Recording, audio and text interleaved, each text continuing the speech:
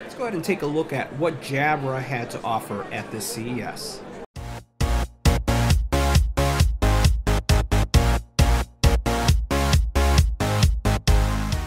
Now at the show, they did have the Jabra Elite Sport, which we had reviewed in the past. But today, they launched two new earbuds, the Jabra Elite and the Jabra Elite Active 65T. Now the 65T is really targeted towards the business person. You get 5 hours of talk time and up to 15 hours of total use with the included charging case. Now the Elite 65 also features a 4 microphone array. It has 4 microphones that's going to cancel out all the noise that's around you.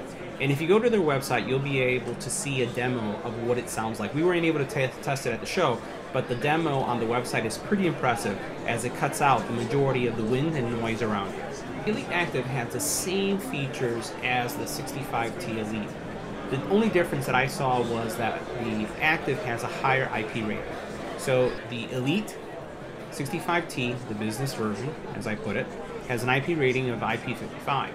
The Active has an IP56 rating, which means that it's going to have a higher resistance to sweat, and it's also going to have a higher resistance to dust and any kind of splash that may take place.